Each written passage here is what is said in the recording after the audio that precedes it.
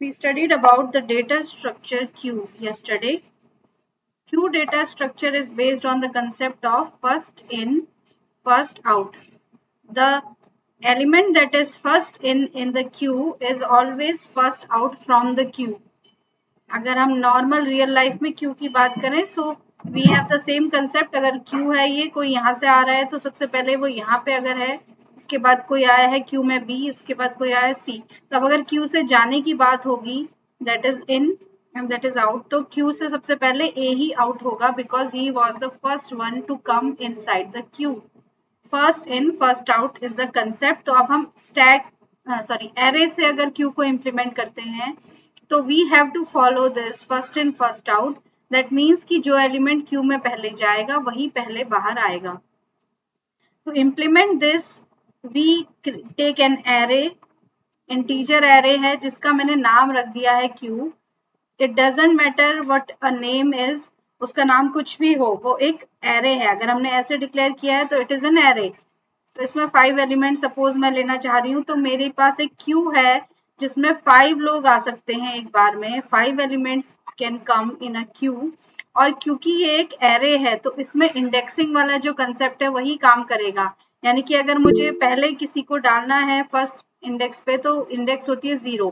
जो second element आएगा वो जाएगा फर्स्ट इंडेक्स पे, फिर सेकंड पे, थर्ड पे एंड फोर्थ पे. इतने ही इंडेक्स इसमें होंगे 0 to n-1. एरे इसीलिए पहले पढ़ाया जाता है क्योंकि एरे का ही कंसेप्ट यहाँ पे फॉलो होगा. We have to know what is an array, how it works. Array को ही हम स्टैक बनाया था हमने और अब हम एरे को ही क्यू बना रहे हैं. तो काम तो एरे ही करेगा लेकिन we have to follow the concept of first in first out. अगर हम एरे में फर्स्ट इन फर्स्ट आउट लगा देंगे तो वो क्यू बन जाता है. अगर हम एरे को लास्ट इन फर्स्ट आउट की तरह काम करवाएंगे तो वो स्टैक बन जाता है. This is the difference. Otherwise, array is a data structure which can be used to implement other data structures like queue and stack. Q की अगर मैं बात करूं यहाँ पे तो ये एक एरे है. दैट मीन्स कि इस एरे में जो वैल्यूज जाएंगी वो इन इंडेक्स पे जाएंगी.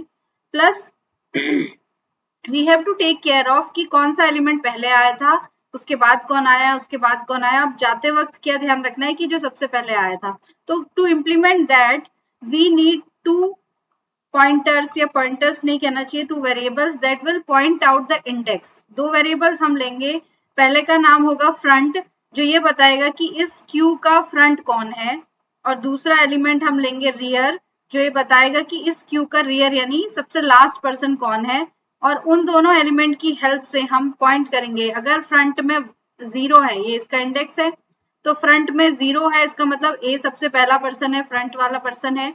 और रियर में 2 होना चाहिए जो कि एरे का इंडेक्स है. ये 0 1 2 क्या है, एरे के इंडेक्स हैं. तो फ्रंट और रियर की वैल्यू एरे के इंडेक्सेस के बराबर ही होगी. मतलब ऐसा नहीं कि फ्रंट की वैल्यू कभी 10 हो जाएगी, ऐसा कभी नहीं होगा क्योंकि 10 इस एरे का इंडेक्स है ही नहीं. तो फ्रंट और रियर की वैल्यू के साथ हमें कैलकुलेशंस करके खेल के हमें क्यू को इम्प्लीमेंट करना होता है. तो सबसे पहले इसको इम्प्लीमेंट करने के लिए मैंने कल आपको बताया था कि just like in stack we initialize top. वहां पे टॉप की बात होती है, हम उसको इनिशियलाइज करते हैं. तो यहाँ पे जो हमारा स्टैक है उसके ये क्यू है, उसके ये इंडेक्स हैं. तो सबसे पहले जब हम डिक्लेयर करेंगे फ्रंट को और रियर को तो उनकी वैल्यू हम इनिशियलाइज करेंगे -1. ऐसा हमने क्यों किया, क्योंकि -1 ऐसी वैल्यू है जो एरे का इंडेक्स नहीं है. लेकिन जब हम पहला एलिमेंट डालेंगे, जो पहला इंसान क्यू में आएगा वही पहला होगा वही आखिरी होगा. अगर एक पर्सन क्यू में आया सपोज ए, तो वही पहला है वही आखिरी है. तो फ्रंट भी तब 0 होना चाहिए और रियर भी तब 0 होना चाहिए. तो ऐसा तभी पॉसिबल है जब फ्रंट में रियर में -1 होगा और हम दोनों में एक एक इंक्रीमेंट करेंगे तो दोनों ही 0 हो जाएंगे. तो इसका मतलब क्यू में जो भी पहला आएगा वो वही पहला है वही आखिरी है. अब अगर क्यू में कोई आएगा तो हम किसको इंक्रीमेंट करेंगे, रियर को, आर को इंक्रीमेंट करेंगे और उस क्यू के उस इंडेक्स पे यानी आर वाले इंडेक्स पे हम अगले पर्सन को डाल देंगे. फिर रियर में इंक्रीमेंट होगा, कोई आएगा तो फिर अगर कोई आएगा तो रियर में इंक्रीमेंट होकर रियर में क्या हो जाएगा 3. अब कोई आया तो रियर में हो गया 4. और अब अगर कोई आना चाहेगा तो वो नहीं आ सकता क्योंकि हमारे एरे में इंडेक्स खत्म हो गया. तो हम किसी भी एरे को एलिमेंट को इंसर्ट करने से पहले हम चेक करेंगे कि क्यू फुल तो नहीं है. और फिर उसके बाद अगर ऐसा नहीं है तो हम इंसर्ट कर देंगे वैल्यू इन क्यू। तो यहाँ पे अब फुल हो गया तो वैल्यू इंसर्ट नहीं हो सकती। अब आते हैं डिलीशन की बात। अगर हम किसी वैल्यू को डिलीट करेंगे तो पहले हम चेक करेंगे कि क्यू खाली तो नहीं है, that is called the concept of empty. और अगर ऐसा नहीं है तो फिर हम वैल्यू को डिलीट कर देंगे। और वैल्यू डिलीट होने के लिए क्या होता है, जो वैल्यू फ्रंट पर है वही डिलीट होगी। तो ए अगर डिलीट हो गया मतलब हमारा ए अब वो रहेगा तो वही, वो कहीं नहीं जाएगा। डिलीट का मतलब ये नहीं कि वो एरे से डिलीट हो जाएगा, ऐसा कोई कंसेप्ट नहीं होता है। आप बस इस फ्रंट को आगे बढ़ा देंगे तो अब ये फ्रंट हो जाएगा, यानी हम मान लेंगे कि हमारा ये फ्रंट है, यानी ये चला गया क्यू से, लेकिन वो रहने वाला वही है क्योंकि एरे में वैल्यू तो वही रहेगी। पर ये कंसेप्ट इंप्लीमेंट हो रहा है कि अब कौन आएगा, बी आएगा। फिर अगर हम एक और डिलीट करेंगे तो फिर फ्रंट आगे बढ़ के यहाँ पहुंच जाएगा, तो अब ये फ्रंट हो गया, तो यानी अगली वैल्यू जो डिलीट होगी वो सी होगी। तो ये कंसेप्ट जो है क्यू का, ये आपके ऑपरेटिंग सिस्टम में बहुत ज्यादा इंप्लीमेंट होता है। ऑपरेटिंग सिस्टम में जितनी भी प्रोसेस आपकी होती हैं, अगर आप एक सिस्टम में 5 प्रोसेस एक साथ रन कर रहे हैं तो किसको सीपीयू मिलेगा, किसकी प्रायोरिटी ज्यादा है, ये सब क्यू के बेसिस पे डिसाइड होता है। मोहित पंत ऑलवेज लेट। तो आपकी जितनी भी प्रोसेस हैं उन सब प्रोसेस की क्या प्रायोरिटी है, किसको सीपीयू देना है, फिर किसको प्रोसेसर चाहिए, किसको प्रिंटर में आपने कमांड दी है प्रिंट आउट निकालना है, ये सारे काम क्यू से ही होते हैं। Queue is the most important data structure that is used in operating system in a computer. तो अब हम क्यू को इम्प्लीमेंट करेंगे with the help of array in our code. कहीं पे कुछ समझ में नहीं आता है तो आप लोग पूछ सकते हैं, कोई पूछता नहीं है वो बात और है, लेकिन आप पूछ सकते हैं। You are free to ask anything, क्योंकि अगर आपको अभी समझ में नहीं आ रहा आगे कुछ समझ में नहीं आएगा, तो जहां पे कंफ्यूजन होता है वहां पे आप लोग पूछ सकते हैं। Hopefully this is an easy concept, तो अभी आपको समझ में आ ही रहा होगा। तो अब जो हम प्रोग्राम बनाएंगे, अभी आज हम बनाएंगे मेन्यू बेस्ड प्रोग्राम। ठीक है, मैंने आपको स्टैक का भी प्रोग्राम करवाया था। स्टैक का जो प्रोग्राम था वो मेन्यू बेस्ड नहीं था, उसमें पुश और पॉप सीधे मैंने कॉल करके दिखा दिए थे। तो अब आपको जो मैं मेन्यू बेस्ड प्रोग्राम दिखा रही हूँ, ये मेन्यू बेस्ड प्रोग्राम क्यू का है। सेम प्रोग्राम आप स्टैक का बनाएंगे और आपके इंटरनल्स में 5 मार्क्स होंगे। स्टैक और क्यू का एरे बेस्ड प्रोग्राम मुझे बना के जो भेजेगा उसको 5 मार्क्स मिलेंगे। तो आप लोगों को बनाना है स्टैक और क्यू का एरे से इम्प्लीमेंटेशन वाला प्रोग्राम, और उसको आपको मेन्यू बेस्ड बनाना है। जो हमने लास्ट लेक्चर में स्टैक पढ़ा था वो मेन्यू बेस्ड नहीं था, तो ये तरीका मैं आज बता रही हूँ, आप इसी तरीके से उसको भी इम्प्लीमेंट करके कन्वर्ट करेंगे। तो हम यहाँ पे क्या करने वाले हैं, हम यूजर को एक मेन्यू दिखाएंगे कि ये लो हमारे पास 4 ऑप्शंस हैं, आप क्यू में वैल्यू इंसर्ट कर सकते हैं, डिलीट कर सकते हैं और क्यू को डिस्प्ले करा सकते हैं कि क्यू में कौन कौन है, और उसके अलावा आप एग्जिट कर सकते हैं। तो 4 ऑप्शन हम देंगे, यूजर जो ऑप्शन क्लिक करेगा वो ऑप्शन का काम हमारा हो जाएगा। तो मेन्यू कैसे बनाते हैं, सबसे पहले तो मेन्यू हम बनाएंगे यूजिंग स्विच केस। आप लोगों को मैंने स्विच केस पढ़ाया था। Switch case is used to implement a menu based program. बहुत इजीली हम इम्प्लीमेंट कर सकते हैं। यूजर के पास 4 ऑप्शन हैं, चारों में से वो कोई भी सिलेक्ट कर सकता है। तो जो ऑप्शन उसने सिलेक्ट किया उस ऑप्शन में क्या होगा ये हम कैसे डिसाइड करेंगे, स्विच केस से। तो हम बनाते हैं एक प्रोग्राम। कहीं पे किसी को समझ में नहीं आएगा तो आप पूछ सकते हैं। सबसे पहले तो #include stdio.h is our header file. Then you know कि हम क्या करने वाले हैं, अब फंक्शन बेस्ड प्रोग्राम, हम फंक्शन बेस्ड काम कर रहे हैं। तो हम 2 फंक्शंस बनाने वाले हैं। क्यू में इंसर्ट और डिलीट के 2 फंक्शंस हम बनाएंगे। तो क्यू में वैल्यू इंसर्ट करने वाले प्रोग्राम को कहते हैं, फंक्शन का नाम कहते हैं enqueue, QUEUE। Enqueue means to enter element into Q.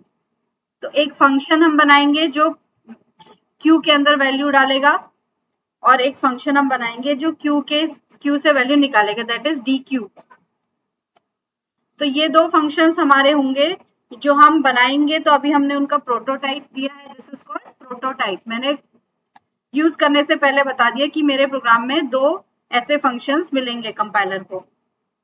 अब मैंने अभी आपको बताया कि हम 2 वेरिएबल्स लेंगे जिनका नाम होगा फ्रंट और रियर। तो अब ये 2 वेरिएबल्स मैंने मेन के, ये मेन अभी मैंने बनाया नहीं है, अब मैं मेन बनाऊंगी। तो मैंने मेन के ऊपर क्यों डिक्लेयर किए, क्योंकि मैंने आपको बताया था कि अगर हम मेन के ऊपर कोई वेरिएबल डिक्लेयर करते हैं तो वो क्या बन जाते हैं, ग्लोबल वेरिएबल्स। यानी कि ये जो दो वेरिएबल्स हैं, ये दो वेरिएबल्स अब मैं इन फंक्शंस में भी यूज कर सकती हूँ और इस मेन के अंदर भी मैं उनको यूज कर सकती हूँ। अगर मैं उनको मेन के अंदर डिक्लेयर करूंगी यहाँ पे, तो फिर वो वेरिएबल्स मेरे इन फंक्शंस में यूज नहीं होंगे, एरर आएगी। तो मैं उनको ग्लोबल बना रही हूँ, इसलिए मैंने मेन के बाहर उनको डिक्लेयर किया है। तो मैंने अभी आपको बताया कि फ्रंट को हम -1 और रियर को भी हम -1 रखते हैं स्टार्टिंग में जब हमारी क्यू खाली होती है। अब हम क्या करेंगे, सबसे पहले हम एक एरे लेंगे। अब जो हमारा एरे है, जो क्यू बनेगा, वो एरे भी हमारा क्या होगा, ग्लोबल होगा, क्योंकि वो एनक्यू में जब हम वैल्यू डालेंगे उसी एरे में डालेंगे, डीक्यू में उसी एरे से निकालेंगे, मेन में हम उस एरे को यूज कर सकते हैं, तो हम उसको भी ग्लोबली डिक्लेयर कर लेते हैं। तो इंट क्यू मैंने एरे का नाम रख दिया, ठीक है, आप कुछ भी रख सकते हैं। सपोज 5 एलिमेंट्स का मैं बना रही हूँ, आप 10, 20, 50 कितने का भी बना सकते हैं। क्योंकि मैं वैल्यू डाल के फुल आपको करके दिखाऊंगी, इसलिए मैंने 5 एलिमेंट्स का एक क्यू बनाई है। अब हम देखते हैं कि हम मेन्यू बेस्ड प्रोग्राम कैसे बनाते हैं। तो सबसे पहले मेन्यू बनाने के लिए मैंने आपको बताया कि मैं यूजर्स को 4 ऑप्शंस दूंगी, लेकिन चारों ऑप्शंस मेरे क्या होंगे, पहला होगा इंसर्ट वैल्यू टू क्यू, दूसरा होगा delete value from Q, third होगा शो क्यू कि उसमें क्या क्या वैल्यूज हैं, ठीक है। तो वैसे तो देखा जाए तो आप शो क्यू और शो स्टैक हम नहीं बना सकते हैं। आइडियली हमें शो फंक्शन नहीं बनाना चाहिए, क्यों, उसका रीजन है। देखो, शो का मतलब होता है कि अगर हम देखना चाह रहे हैं कि क्यू में क्या क्या है, तो हमें उसे पहले बाहर निकालना पड़ेगा, क्यू में क्या है ये देखने के लिए, या स्टैक में क्या है वो देखने के लिए हमें पूरा डेटा जो है वो बाहर निकालना पड़ेगा। तो शो करने के बाद वैसे आइडियली जो हमारा स्टैक या क्यू होता है वो पूरा खाली हो जाता है, क्योंकि हमें बाहर निकाल के, मैंने आपको बताया था ना, स्टैक एक ऐसा बॉक्स होता है जिसमें बुक्स रखी है, तो अगर आपको सबसे नीचे वाली बुक देखनी है कि कौन सी थी, तो आपको सारी बुक्स बाहर निकालनी पड़ेंगी। तो शो फंक्शन वैसे देखा जाए तो हमारे स्टैक या क्यू को खाली कर देता है, बट क्योंकि हम एक प्रोग्राम इंप्लीमेंट कर रहे हैं तो हम लूप लगा के इसको शो कर लेंगे, क्यू को देख लेंगे कि उसमें क्या क्या है। लेकिन ये माना जाता है कि it is not a good way to show your data, ठीक है। ये हम सिर्फ इसलिए देख रहे हैं कि हमारा प्रोग्राम सही काम कर रहा है या नहीं कर रहा है। अब क्यू या स्टैक में डेटा को देखने के लिए पूरा बाहर निकालना पड़ता है उसे। तो शो में हम लूप लगाने वाले हैं, जो कि माना गलत तरीका जाता है कि आप लूप नहीं लगा सकते, एक एक करके ही डालना और एक एक करके ही निकालना होता है, जैसे कि स्टैक में होता है। लेकिन हम यहाँ पे लगा देंगे शो, क्योंकि हम चेक करेंगे कि हमारा प्रोग्राम सही चल रहा है कि नहीं चल रहा है। और लास्ट चीज होगी हमारी एग्जिट करने के लिए, कि पहले हम कहेंगे इंसर्ट करना है, डिलीट करना है या शो करना है, अब उसको कुछ नहीं करना, तो वो एग्जिट भी तो हो पाएगा। तो एग्जिट करने के लिए हम कहेंगे कि आप प्रेस 4 टू एग्जिट।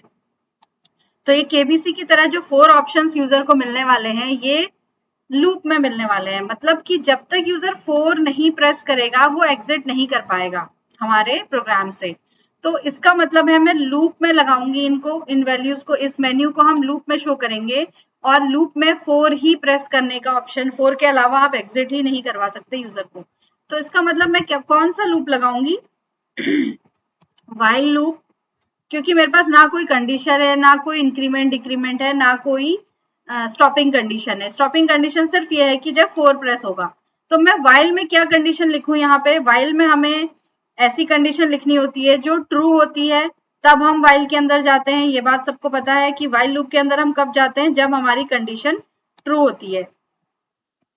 तो व्हाइल लूप के अंदर जाने के लिए हम यहाँ पे कुछ ऐसा लिखेंगे जो ट्रू है। तो मैं लिख देती हूँ यहाँ पे 1। तो अगर आपको बुक्स में ये लिखा हुआ मिलता है while 1, तो इसका मतलब होता है कि ये एक इनफाइनाइट लूप है। 1 हमेशा ट्रू होगा, 1 का मतलब ही ट्रू होता है, 0 का मतलब फॉल्स होता है। तो अगर 0 लिखा है तो ये लूप कभी नहीं चलेगा, और अगर 1 लिखा है इसका मतलब ये ऑलवेज ट्रू है, 1 इज ऑलवेज ट्रू, तो ये हमेशा चलेगा। तो क्या ये हमेशा चलने वाला है, नहीं। तो इसके अंदर हम कुछ ऐसी कंडीशन लगाएंगे कि जब यूजर 4 प्रेस करेगा तो हम इस लूप के बाहर आ जाएंगे। तो हम देखते हैं कि कैसे करते हैं। तो while 1 आपको समझ में आया कि मैंने क्यों लिखा, क्योंकि हम इनफाइनाइट लूप लगाने वाले हैं। अब मैं यूजर को मेन्यू प्रिंट करा रही हूँ, तो आप जितनी चाहे कलाकारी यहाँ पे दिखा सकते हैं। ठीक है, आपको मैंने बताया हुआ है फॉर्मेट स्पेसिफायर्स होते हैं /n/t, उन सब की हेल्प से हम क्या करेंगे, मेन्यू प्रिंट कराएंगे। /n पहला मेन्यू होगा NQ enter value into Q लिख देती हूँ मैं, शॉर्टकट लिख रही हूँ, ठीक है, Q आप QUE पूरा लिखेंगे। सेकेंड हमारा ऑप्शन होगा यूजर के पास delete value from Q। Third option हमारा होगा शो Q कि Q में क्या क्या है। और फोर्थ ऑप्शन हम यूजर को देंगे कि आप एग्जिट कर सकते हो, एग्जिट कर सकते हो। और फिर हम यहाँ पे लिखेंगे कि बताओ क्या करना है, तो एंटर योर चॉइस। तो अब यूजर कुछ एंटर करेगा ना 1 2 3 4 में से, तो वो हम किसी वेरिएबल में स्कैन करेंगे। वो वेरिएबल मैंने सपोज ले लिया ch, चॉइस नाम से ch एक इंटीजर वेरिएबल होगा, तो यहाँ पे मुझे उसे डिक्लेयर करना पड़ेगा इंट ch। तो जब यूजर, अब सबसे पहले कैसे मेरा एक कोड चलने वाला है, ch डिक्लेयर हुआ while 1, बिना किसी कंडीशन के हम यहाँ आ गए क्योंकि 1 इज ऑलवेज ट्रू। तो यूजर को मेन्यू डिस्प्ले होगा, सबसे पहले प्रोग्राम रन होते ही एक मेन्यू आएगा यूजर के सामने और यूजर से पूछेंगे हम आपको क्या करना है, तो 1 2 3 4 में से कुछ यूजर प्रेस करेगा। तो अब हम क्या करेंगे, ch में यूजर ने, हमने स्टोर करा लिया 1 2 3 4 में से कोई भी वैल्यू। अब हम क्या करेंगे कि यूजर के अकॉर्डिंग काम करेंगे। तो स्विच केस कैसे लगाते थे, स्विच ch, अगर आप लोग भूल गए हैं तो यहाँ पे होता है केस 1 क्योंकि यूजर 1 प्रेस कर सकता है, केस 2 क्योंकि यूजर 2 प्रेस कर सकता है, केस 3 और केस 4। ये 4 केस तो यूजर प्रेस कर सकता है। अब इसके अलावा यूजर चाहता है तो वो 10 भी प्रेस कर सकता है, 100 भी कर सकता है। तो उसके लिए हम क्या लिखते हैं, डिफॉल्ट। डिफॉल्ट मतलब अगर इनमें से कुछ नहीं प्रेस किया तो डिफॉल्ट में आप प्रिंट करा सकते हैं कि रॉन्ग चॉइस, 1 2 3 4 में से ही एक प्रेस करो, this is your wrong choice, हम इसमें कुछ नहीं करेंगे। तो अब ये हमारा मेन्यू बन गया, this is a simple code for a menu. ऐसे ही सारे मेन्यू बनेंगे, आप व्हाइल लूप लगाएंगे और इतना करेंगे। अब हमें क्या करना है, देखो व्हाइल लूप में करना क्या है, अगर यूजर ने 1 प्रेस किया है तो एंटर वैल्यू कह रहा है, यूजर एंटर करना चाह रहे हैं, तो हम फंक्शन कौन सा कॉल करेंगे, NQ फंक्शन, जो मैंने ऊपर बनाया था, अभी बनाया नहीं है, ठीक है, NQ फंक्शन जो मैंने यहाँ पे डिक्लेयर किया। तो वो नॉन रिटर्नेबल फंक्शन है, मतलब उसका कोई रिटर्न, कुछ नहीं रिटर्न करेगा, तो वो ऐसे कॉल हो जाएगा NQ। केस 2, अच्छा NQ के बाद हम क्या करते हैं, यहाँ पे ब्रेक लगाना जरूरी होता है, क्योंकि अगर हमने ब्रेक नहीं लगाया तो केस 1 अगर यूजर ने प्रेस किया है तो 1 में NQ चलेगा, फिर केस 2 भी चल जाएगा, 3 भी चल जाएगा, 4 भी। Break is compulsory. ब्रेक करने से क्या होता है, स्विच के बाहर आ जाते हैं हम, और फिर स्विच के बाहर आएगा तो फिर से लूप चलेगा। ठीक है, ये चीज अगर जिसको समझ में नहीं आती, इसका मतलब उसको लूप समझ में नहीं आ रहे हैं। हम जैसे ही स्विच के बाहर आएंगे ब्रेक करने से, फिर हम लूप के अंदर तो हैं अभी, तो ये कंडीशन फिर से चेक होगी और फिर से ट्रू है तो फिर से ये कोड डिस्प्ले हो जाएगा यूजर को मेन्यू। फिर यूजर अगर 2 कहेगा तो हम केस 2 में जाएंगे, फिर केस 2 में हम क्या करेंगे, DEQUE, DQ डिलीट करने के लिए फंक्शन कॉल करेंगे और ब्रेक कर देंगे डिलीट करने के बाद। और ब्रेक करने के बाद फिर स्विच केस के बाहर आएगा कंपाइलर और फिर वो चला जाएगा लूप में दोबारा। तो फिर कंडीशन ट्रू है, फिर मेन्यू प्रिंट होगा, यूजर ने कहा शो करो क्यू, तो फिर केस 3 में जाएगा, शो फंक्शन कॉल होगा और फिर हम ब्रेक करेंगे और फिर हमारा लूप स्विच केस से बाहर आएगा और फिर हम दोबारा से व्हाइल लूप के अंदर चले जाएंगे और व्हाइल लूप के अंदर फिर से यूजर को मेन्यू प्रिंट होगा। और अगर सपोज यूजर ने अब कहा कि 4, तो 4 में क्या करना है हमें, वी हैव टू एग्जिट। तो एग्जिट एक कीवर्ड है, ठीक है, जिसके ब्रैकेट में हम 0 लिखते हैं to return there is no error. Exit जैसे ही मिलेगा कंपाइलर को, एग्जिट का मतलब है हम लूप के भी बाहर आ जाएंगे, हम यहाँ पे आ जाएंगे इस लाइन पे। तो लूप के बाहर आने के लिए हमें क्या जरूरी है, एग्जिट का एग्जीक्यूट होना बहुत जरूरी है। और एग्जिट कब एग्जीक्यूट होगा, जब यूजर 4 प्रेस करेगा, केस 4 में। तो केस 4 प्रेस करने के अलावा यूजर के पास बाहर आने का कोई ऑप्शन नहीं है। इसमें किसी को कोई कंफ्यूजन है तो बताइए। ये है हमारा एक मेन्यू बेस्ड प्रोग्राम। अब हम इम्प्लीमेंट करते हैं हमारे फंक्शंस। तो फंक्शन सबसे पहला है एनक्यू, डीक्यू और एक और है दैट इज शो। तो ये 3 फंक्शंस मैं आपको बना के दिखा रही हूँ कि सबसे पहले हमारी क्यू जो है वो उसमें हम डेटा डालेंगे दैट इज एनक्यू। तो फंक्शन आप चाहे तो मेन के ऊपर भी बना सकते हैं, लेकिन मेन के ऊपर नहीं बनाना चाहिए, एक अच्छी प्रैक्टिस नहीं है क्योंकि हमारा कोड बहुत लेंदी, आपका मेन तक पहुंचते पहुंचते ही यूजर को कितना स्क्रॉल करना पड़ता है। तो हम हमेशा नीचे बनाते हैं और नीचे बनाने से पहले आपको यहाँ पे प्रोटोटाइप देना बहुत जरूरी होता है ताकि कंपाइलर को पता चल जाए। ये जैसे ही मिलता है कंपाइलर को प्रोटोटाइप तो कंपाइलर नीचे जाएगा मेन के, पहले उस फंक्शन को पढ़ के आएगा। तो void enqueue ये फंक्शन हमारा है जिसको मैं बना रही हूं। तो आपको अगर डायग्राम समझ में आया था तो हमने क्या किया था enqueue फंक्शन में, हमने सबसे पहले डालने से पहले चेक किया कि क्यू खाली तो नहीं है।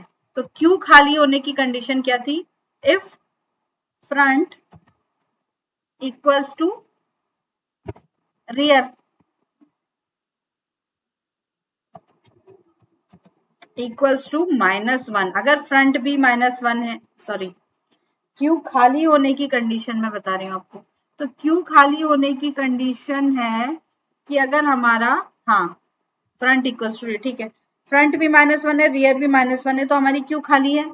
ठीक है, अब हम इसमें क्या प्रिंट करा देंगे, सॉरी, हाँ सॉरी, एन क्यू हम कर रहे हैं, हम डाल रहे हैं क्यू में। तो डालने से पहले हम क्या चेक करते हैं कि फुल तो नहीं है। तो फुल होने की कंडीशन हम चेक करेंगे। ठीक है, फुल होने की कंडीशन होगी कि अगर हमारा जो रियर है, फुल कब होगी हमारी क्यू,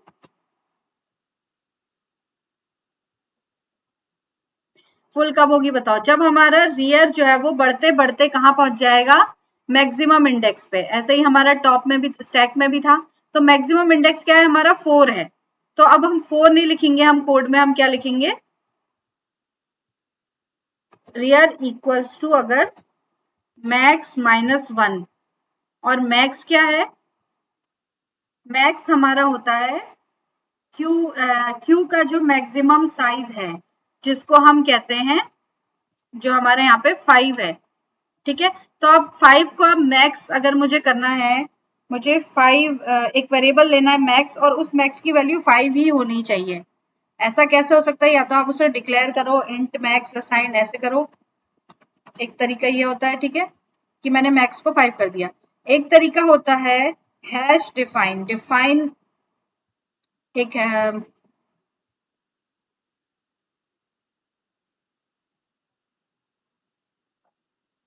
हैश इंक्लूड, हाँ सॉरी, प्री प्रोसेसर, मुझे वर्ड याद नहीं आता। हैश क्या होता है, प्री प्रोसेसर डायरेक्टिव होता है। हैश का मतलब होता है कि प्रोसेसर को बताओ कि हमने कुछ किसी जगह आपको भेजा है। तो हैश इंक्लूड का मतलब होता है हेडर फाइल में जाओ। तो हैश डिफाइन का मतलब होता है कि हमने कुछ डिफाइन किया है। तो हम मैक्स को 5 डिफाइन कर सकते हैं। अगर ऐसा लिखा हुआ है हैश डिफाइन मैक्स 5, इसका मतलब है कि हमारा जो मैक्स है वो 5 सेट। अब पूरे प्रोग्राम में मैं कहीं पे भी मैक्स का यूज अगर करती हूँ तो मेरा वो जो मैक्स है वो 5 ही माना जाएगा, मैक्स की वैल्यू 5 ही कंसिडर करी जाएगी अगर मैंने हैश डिफाइन मैक्स 5। आप कहीं पे भी किसी प्रोग्राम में इस हैश डिफाइन का यूज कर सकते हैं। ये प्री प्रोसेसर डायरेक्टिव क्या करता है, किसी वेरिएबल की वैल्यू को डिफाइन कर देता है। तो अगर मैंने मैक्स को 5 डिफाइन किया है और मैं कहीं पे प्रोग्राम में लिख रही हूँ मैक्स -1, तो इसका मतलब ऑब्वियसली है 4। मैक्स अपने आप यहाँ पे दिखाएगा कि ये 5 है। तो अगर हमारा रियर 4 है, इसका मतलब क्या है, हमारी क्यू फुल है, क्यू इज फुल। तो हम कुछ भी वैल्यू इंसर्ट नहीं कर सकते। अगर ऐसा नहीं है मतलब एल्स। तो इफ एल्स का भी यूज हम करते हैं अपने प्रोग्राम्स में। अगर ऐसा नहीं होगा मतलब क्यू फुल नहीं है, तो हम क्या करेंगे, वैल्यू को क्यू में डालेंगे। तो अब क्यू को हम वैल्यू में, क्यू में हम वैल्यू कैसे डालते हैं, मैंने आपको बताया था कि सबसे पहले तो हम ये चेक करेंगे जो सबसे पहला एलिमेंट है। जब हम डाल रहे होंगे वैल्यू तो एक वैल्यू तो सबसे पहले आएगी। इसका मतलब अगर हमारा फ्रंट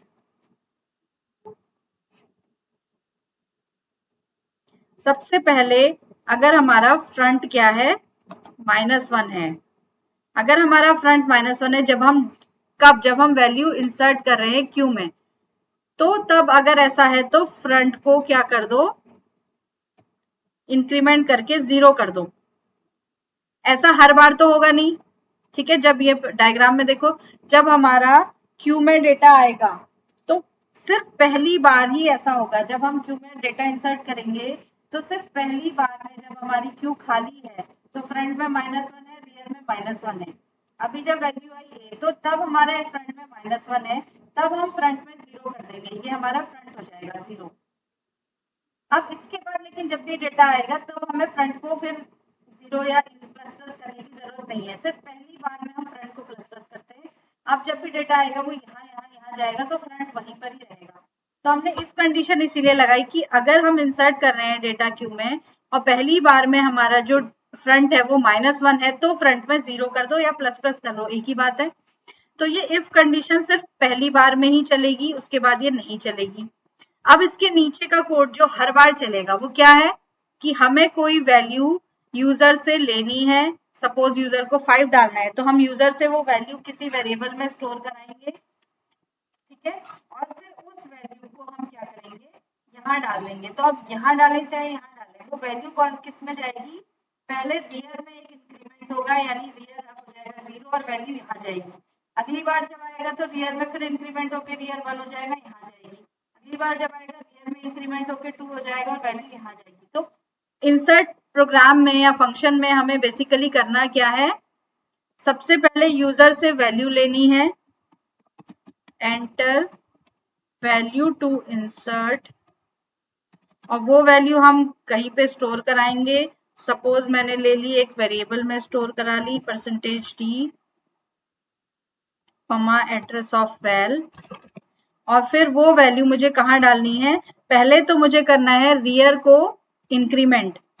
तो अब पहली बार में रियर में -1 होगा तो यहाँ पे रियर में 0 हो जाएगा, और कहाँ जाएगी वैल्यू, QUE नाम के एरे की रियर पोजीशन में वो वैल्यू हम डाल देंगे। ये चीज किसी को समझ में नहीं आई तो आप पूछ सकते हैं क्या हुआ इसमें। सबसे पहले हमने वैल्यू मांगी यूजर से और फिर रियर में इंक्रीमेंट करा। तो सबसे पहले रियर में फ्रंट में -1 था तो फ्रंट में भी 0 हो गया, रियर में -1 था, रियर में भी 0 हो गया, और क्यू की 0 पोजीशन में वो वैल्यू जो यूजर ने डाली वो चली गई। अब अगली बार जब फिर से हम वैल्यू डालेंगे तो क्या होगा, ये कंडीशन फॉल्स है, फ्रंट में -1 नहीं है, ये भी फॉल्स है क्योंकि फ्रंट में 0 होगा। और फिर हम वैल्यू मांगेंगे, रियर में प्लस यानी रियर में 1 हो जाएगा और क्यू की 1 पोजीशन में वो वैल्यू जाएगी। उसके बाद फिर ये फॉल्स है, ये फॉल्स है, क्यू में प्लस होके 2 हो जाएगा और क्यू की 2 पोजीशन में वो वैल्यू जाएगी। यानी कि समझ में आ रहा है मैं क्या कह रही हूँ, पहली बार में वो वैल्यू जाएगी 0 पे, फिर 1 पे, फिर 2 पे, इस तरीके से वो वैल्यू जाती रहेगी। जैसे रियर में 4 होगा फिर हम इंसर्ट करना चाहेंगे तो रियर में मैक्स -1, ये कंडीशन ट्रू हो जाएगी और हमारी एरर आ जाएगी क्यू फुल है, तो ये एल्स कोड अपने आप नहीं चलेगा क्योंकि इफ चल चुका है। तो NQ वाला जो फंक्शन है वो सबकी समझ में आया, किसी की समझ में नहीं आया तो पूछ सकते हैं, फिर मैं DQ पे जाती हूँ। तो इतना काम हमारा NQ में हो। मैम ये लास्ट लाइन, हाँ पूछो। Excuse me ma'am. हाँ बोलो। मैम ये लास्ट लाइन समझ में नहीं आई, क्यू रियर वेल, क्यू की रियर पोजीशन में, रियर क्या है, एक पोजीशन ही तो है। अगर मैं ऐसा लिख दूं QUE, क्यू एक एरे है, उसकी 0 पोजीशन में मैं वेल डाल दूं, ये समझ में आता है।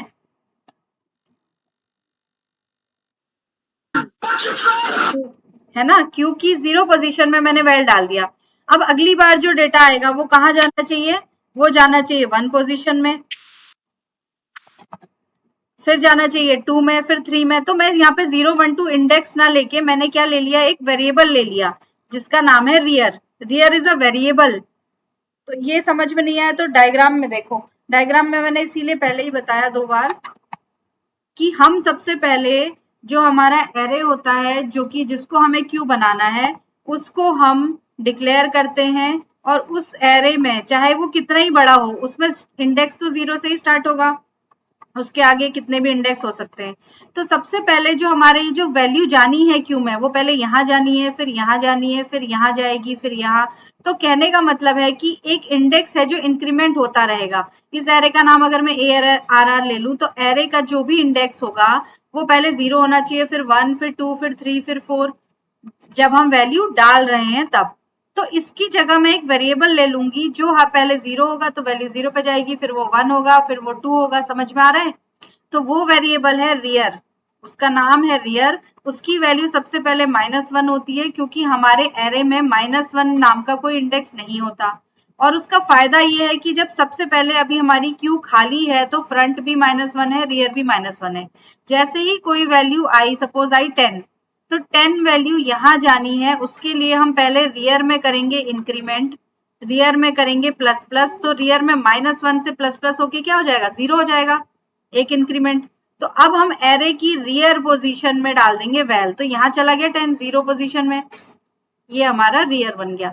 अब यूजर दोबारा जब वैल्यू डालेगा सपोज 20, तो वो यहाँ जानी है, तो हम फिर से वही कोड चलेगा, रियर में होगा प्लस प्लस, यानी रियर में 0 था, अब रियर में हो गया 1, तो एरे की रियर पोजीशन में वैल चला गया। फिर जब तीसरी वैल्यू आई तो रियर में होगा प्लस प्लस, यानी रियर में हो जाएगा 2, तो एरे की 2 पोजीशन यानी इस पोजीशन पे 30 चला जाएगा। अब बताओ समझ में आया? Yes ma'am. Rear is just a variable. क्यों लिया है वेरिएबल? क्योंकि हमेशा इंडेक्स चेंज होने हम लेते हैं ना, जब हम एरे को प्रिंट कराते हैं तो एरे की आई अच्छा पोजीशन मतलब रियर बस नंबर ही है, रियर की जगह -1 मान लिया है। -1 मान लिया, लेकिन हम -1 को इंक्रीमेंट तो नहीं कर सकते ना हर बार। हाँ हाँ मैम, रियर हाँ, कर सकते रियर हैं। Is just an index. Rear एक ऐसा वेरिएबल है जो इंडेक्स बताएगा कि कहाँ पे है। जब हम फॉर लूप से एरे को प्रिंट कराते हैं तो हम आई असाइन 0 ऐसे करते हैं, आई असाइन 0 से आई से जहां तक भी जाएगा, और हम एरे की आई पोजीशन को प्रिंट कराते हैं, यही तो करते हैं। तब भी तो हम यही कर रहे होते हैं, आई में 0 होता है तो 0 प्रिंट होता है, फिर आई में इंक्रीमेंट होके 1 होता है, पूरा एरे प्रिंट हो जाता है ना। तो वही है, हम इंडेक्स के लिए रियर को ले रहे हैं। अब क्यों ले रहे हैं रियर को? क्योंकि हमारा ये कंसेप्ट है फ्रंट और रियर का, क्यू का कंसेप्ट है। तो हमें पता है कि जब भी कोई आएगा तो रियर एक आगे बढ़ता जाएगा, क्योंकि पीछे पीछे आदमी आता जा रहा है, तो आखिरी आदमी रियर बताएगा और पहला आदमी कौन है, ये फ्रंट बताएगा। तो जब क्यू में पहली बार कोई आया तो फ्रंट में -1 है, तो हमने 0 कर दिया, यानी इंक्रीमेंट करके। तो पहला आदमी कौन है क्यू में? 0 है। अब फ्रंट वहीं रहेगा, सिर्फ पहली बार फ्रंट में इंक्रीमेंट होगा, अब वो वहीं रहेगा। अगली बार हर बार सिर्फ रियर में ही इंक्रीमेंट होता जाएगा। तो फ्रंट हमेशा 0 पे रहेगा और रियर आगे बढ़ता रहेगा जब वैल्यू आती रहेगी। अब वैल्यू जब डिलीट होगी, कोई जाएगा, तो जो 0 था फ्रंट वो अब 1 हो जाएगा फ्रंट। जब कोई और जाएगा तो 1 से 2 हो जाएगा फ्रंट। तो अब हम बात करते हैं डिलीट की, कि डिलीट में क्या होने वाला है। तो आप लोगों को समझ में आ गया होगा कि डिलीट में क्या होने वाला है, फ्रंट आगे बढ़ने वाला है, रियर वहीं पे रहेगा। अगर क्यू में शुरू के 4 लोग चले गए तो जो सबसे आखिरी था वो तो आखिरी रहेगा, वो तो कुछ नहीं होगा उसको। लेकिन जो 2 लोग चले गए तो जो तीसरा आदमी क्यू में था वो फ्रंट हो गया अब। तो वही काम हमें करना है डी क्यू में। D Q is a function जो कि क्यू को डिलीट करेगा, क्यू में से डेटा डिलीट करेगा। तो क्यू डी क्यू फंक्शन में हमें सबसे पहले जब हम डिलीट करते हैं डेटा, तो हमें चेक करना होता है कि क्यू खाली तो नहीं है। तो क्यू खाली होने की जो कंडीशन है वो होती है कि अगर फ्रंट में -1 है तो क्यू खाली होगी, या फिर और, दिस इज और ऑपरेटर, ये और होता है, यानी कि इन दोनों में से कोई भी एक कंडीशन अगर ट्रू है तो इसका मतलब क्यू खाली है। तो ये कंडीशन ट्रू है तो क्यू खाली होगी। अगर ऐसा नहीं है तो दूसरी कंडीशन क्या होती है, कल मैंने बताई थी, फ्रंट अगर रियर से बड़ा हो जाता है, सारे लोग चले गए, पहला आदमी गया तो फ्रंट 2 हो गया, फिर दूसरा गया फ्रंट 3 हो गया, फिर तीसरा गया फ्रंट 4 हो गया, अब 4 ही आदमी थे, तो चौथा जाने के बाद फ्रंट 5 हो जाएगा, फ्रंट रियर से बड़ा हो जाएगा। तो जब भी ऐसा होगा, यहाँ पे देखो, जब 3 लोग हैं तो ये फ्रंट है, अब जब ये जाएगा तो ये फ्रंट बन जाएगा, फिर जब ये जाएगा तो ये फ्रंट बन जाएगा, ये जब जाएगा तो ये फ्रंट बन जाएगा। तो ये तो कोई है ही नहीं, जो आखिरी था उससे आगे निकल गया फ्रंट। तो जब भी फ्रंट रियर से बड़ा होता है तो हमारी क्यू खाली होती है, और फ्रंट अगर -1 होता है तो भी क्यू खाली होती है। इन दोनों में से एक भी कंडीशन अगर ट्रू है तो इसका मतलब हमारी क्यू खाली है। तो हम प्रिंट कराएंगे Q UE is empty. Else, अगर ऐसा नहीं है, इसका मतलब Q खाली नहीं है, तो हम डेटा डिलीट कर सकते हैं Q से। तो वो जो डेटा डिलीट होगा वो क्या होगा? जो भी डिलीट हो रहा है वो कौन है? फ्रंट पोजीशन है। जो भी फ्रंट इंडेक्स है हमारी क्यू का वही डिलीट होगा। तो फ्रंट इंडेक्स को डिलीट करने का मतलब है वो कहीं नहीं जाता है, डिलीट नहीं होता है। हम क्या करते हैं, सिर्फ कह देते हैं कि वो डिलीट हो गया। ये हमारा इम्प्लीमेंटेशन है कंसेप्ट। लिंक लिस्ट में हम डिलीट कर लेते हैं, वहां पे तो नोड होता है, वहां डिलीट हो जाता है। यहाँ पे डिलीट नहीं होगा, वो रहेगा एरे में ही। तो हम यहाँ पे प्रिंट करा देते हैं कि the value you deleted is, जो आपने डिलीट किया वो ये है। बस हम यूजर को बता देंगे कि आपने ये डिलीट किया, हम एग्जैक्टली उसे डिलीट करते ही नहीं है। तो वो कौन है? क्यू यूई की फ्रंट पोजीशन, जो भी उस इंडेक्स पे होगा वो डिलीट हो गया। और हम क्या करेंगे, फ्रंट को इंक्रीमेंट कर देंगे। मतलब अब हमारा वो फ्रंट नहीं है, वो सबसे आगे वाला इंसान नहीं रहा, अब वो चला गया, तो जो नेक्स्ट है वो फ्रंट बन गया। तो फ्रंट में इंक्रीमेंट हमने क्यों किया? क्योंकि हमारा next person is now front. तो ये दो मैम, फंक्शंस। हाँ बोलो। जैसे हम इस पे डिलीट नहीं कर रहे हैं, खाली फ्रंट को इंक्रीमेंट कर रहे हैं ना, हाँ, तो मतलब बहुत सारी स्पेस वेस्ट नहीं हो जाएगी फिर? वेस्ट होती है, फिर एरे में होती है। तो फिर वो मतलब उसको हम डिलीट कर देते तो फ्री हो जाती। फ्री कैसे करेंगे आप? एक एरे के 2 इंडेक्स फ्री नहीं कर सकते ना। एरे के आधे इंडेक्स डिलीट कर सकते हो क्या? नहीं कर सकते। वो बना देंगे एरे उससे, एडीटी से। नहीं, एडीटी कहाँ है सी में?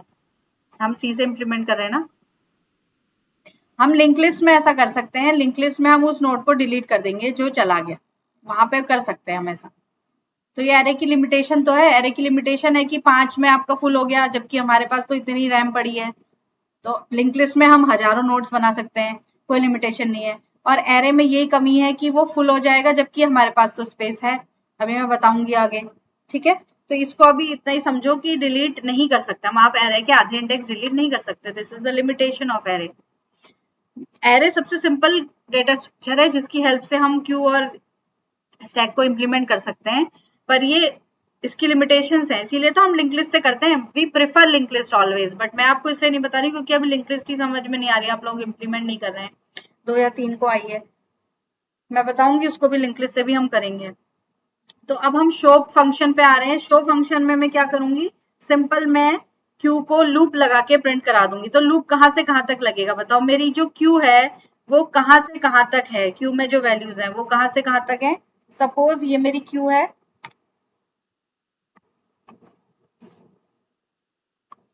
इसमें ए आया, ये फ्रंट है, फिर बी आया, सी आया, डी आया, ये रियर है। अब अगर ए चला गया तो ये फ्रंट बन गया, तो मेरी क्यू में कौन कौन है? B C D. अब अगर बी चला गया तो ये फ्रंट बन गया, तो क्यू में कौन कौन है? C D. तो कहने का मतलब है फ्रंट से रियर तक हमारा डेटा जो है वो क्यू में होता है। तो लूप लगेगा फ्रंट से रियर तक। For I assign front I is less than equal to, sorry, less than equal to rear। Front से रियर तक हमारी क्यू में डेटा होता है I प्लस प्लस। लूप को प्रिंट कराना जिसको आता है, सॉरी एरे को प्रिंट कराना लूप से जिसको आता है उसको समझ में आ रहा होगा।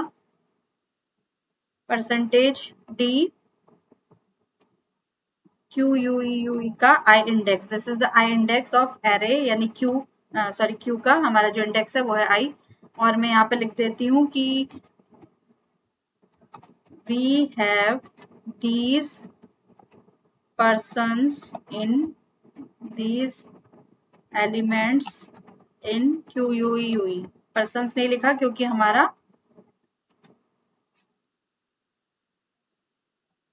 इंटीजर टाइप का डेटा है, ठीक है। इंटीजर क्यू है ना, क्यू इंटीजर टाइप के लिए मैंने। तो अब ये हमारा हो गया शो, ठीक है। तो इतना हमारा प्रोग्राम था। This is all about Q. तो अब हम देखते हैं ये इम्प्लीमेंट कैसे होता है, कैसे रन होता है। I hope there is no error. There is an error. I have to declare int I and there is a semicolon is missing. बहुत इजी छोटा सा प्रोग्राम है, आप लोगों को अगर समझ में आया है तो आप इसे इम्प्लीमेंट कर सकते हैं। डेटा स्ट्रक्चर में प्रोग्राम्स लंबे ही होते हैं, लेंदी होते हैं, लेकिन इजी होते हैं।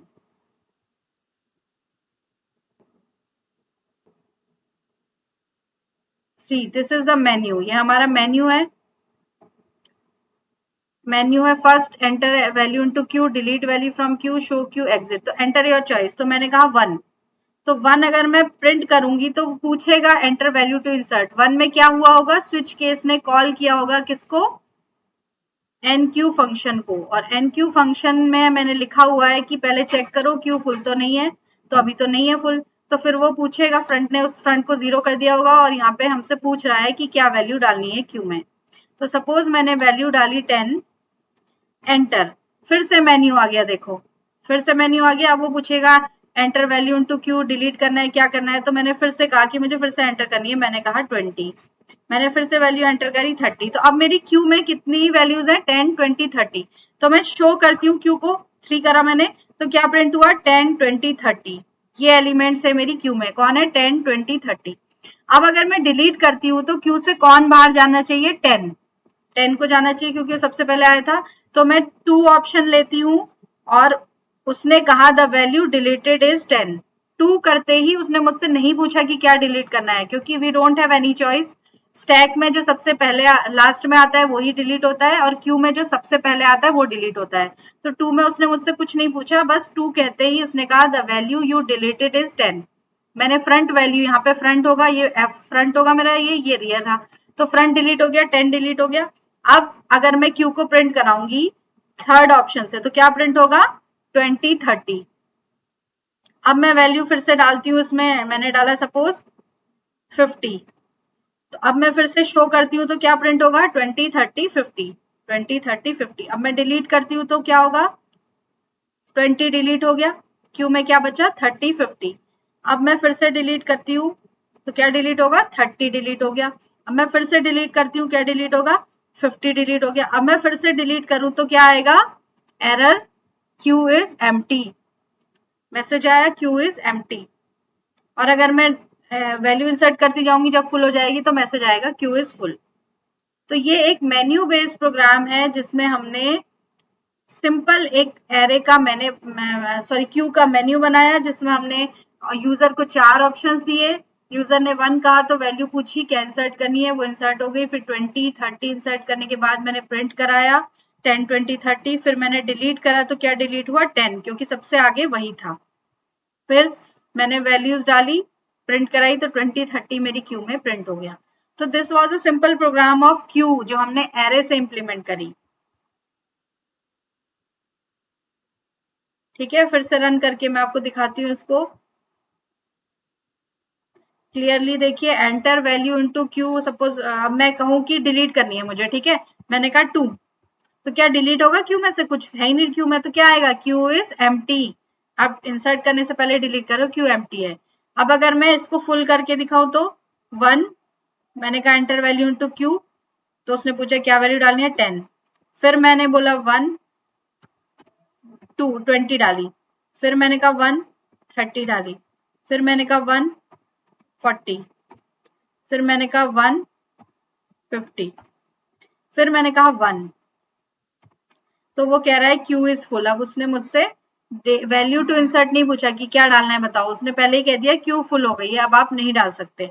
तो मैंने 10 20 30 40 50 क्यू में डाला था, तो मैं उसको शो करती हूँ तो the value we have these values in the queue 10 20 30 40 50। ठीक है, क्लियर, आपको प्रोग्राम समझ में आ गया होगा, नहीं आया तो मैं इसका कोड आपको दे सकती हूँ, but try to make it by yourself. आप इसे खुद बनाने की कोशिश करिए।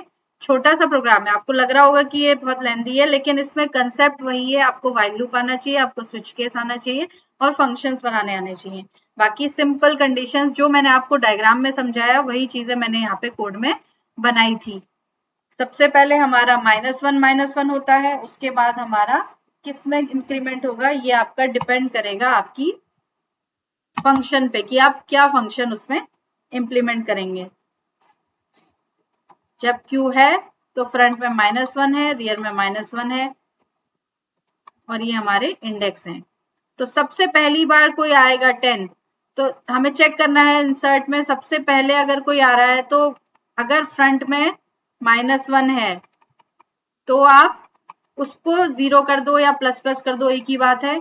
तो क्योंकि पहली बार जो आ रहा है वही पहला पर्सन है, वही आखिरी पर्सन है, वही फ्रंट है, वही रियर है। तो इंसर्ट करने से पहले हम रियर में प्लस प्लस करते हैं वैल्यू को और फिर एरे की उस इंडेक्स पे जिसका नाम है r, उस पे हम वो वैल्यू डाल देते हैं। तो रियर में तो अपने आप 0 हो जाएगा क्योंकि हमने हर बार करना है, लेकिन फ्रंट में पहली बार करना होता है। ये फ्रंट है, ये रियर है। अब जो भी वैल्यू आएगी तो रियर में प्लस प्लस होगा, यहाँ चली जाएगी, फिर रियर में प्लस प्लस होगा, यहाँ चली जाएगी, फिर रियर में प्लस प्लस होगा, यहाँ चली जाएगी। तो इस काम से पहले आपको चेक करना होता है कि फुल तो नहीं है। उसके लिए मैंने आपको बताया कि कंडीशन है कि अगर रियर हमारी ये हो गई। तो अब यहाँ पे देखो एक चीज और मैं बताती हूँ। फ्रंट हमारा, जब मैंने इसको 10 को डिलीट किया फ्रंट यहाँ आ गया, 10 को 20 डिलीट किया फ्रंट यहाँ आ गया, 30 डिलीट किया फ्रंट यहाँ आ गया। अब ये भी डिलीट हुआ तो फ्रंट मेरा आगे निकल गया। तो अब देखा जाए तो डिलीट होने के बाद मेरे एरे में जगह तो है, मैं वैल्यूज को डाल सकती हूँ, लेकिन जब मैं 4 वैल्यू डाली और 4 वैल्यूज डिलीट करी तो मेरी हमेशा उसके बाद क्या कहेगा वो कि Q is full, Q full है कहेगा वो। तो ये लिमिटेशन है एरे की कि आपने डेटा एक बार डाल दिया, डिलीट करने के बाद आप उसको रीयूज नहीं कर सकते, यू कांट रीयूज इट। तो इसका जो सॉल्यूशन है वो है सर्कुलर क्यू। एक सर्कुलर क्यू होती है जिसमें कि जब हम डिलीट करते करते फ्रंट हमारा बाहर निकल जाता है एरे के, तो हम फिर से उसको यहाँ पे -1 से इनिशियलाइज कर देते हैं, तो फिर वो डेटा हम यहाँ डाल सकते हैं। लेकिन वो मैं आपको नहीं बताऊंगी, मैं उसको सिर्फ थ्योरी बताऊंगी। सर्कुलर क्यू, ठीक है, ये हमारी उसमें यूज होती है, हमारे डेटा ऑपरेटिंग सिस्टम में यूज होती है। सर्कुलर क्यू का कंसेप्ट है कि एक प्रोसेस को अभी हमारा सीपीयू मिला था, अब उसके बाद उसको बाकी प्रोसेस को सीपीयू मिला, प्रोसेसर मिला, तो अब उसकी बारी फिर से आएगी। That is the concept of circular queue. तो आप लोग सर्कुलर क्यू के कंसेप्ट को थ्योरेटिकली पढ़ेंगे, सिर्फ समझ जाएंगे, सिर्फ समझना है आपको कि सर्कुलर क्यू क्या होती है। जब हम रीयूज कर सकते हैं, हम फिर से फ्रंट को इनिशियलाइज करके वापस ले आते हैं।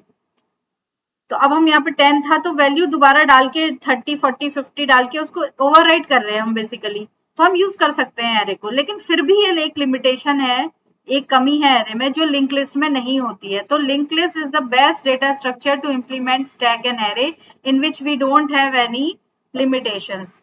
उससे हम इम्प्लीमेंट करके देखेंगे। लास्ट में मैं आप लोगों को टाइम दे रही हूँ लिंक लिस्ट पढ़ने के लिए, क्योंकि हमें लिंक लिस्ट से इम्प्लीमेंट करना है। तो आप लिंक लिस्ट को सीख लीजिए कि कैसे लिंक लिस्ट बनानी है। जिसको नहीं समझ में आया है पढ़िए, एक दूसरे से पूछिए। So this was all about for today.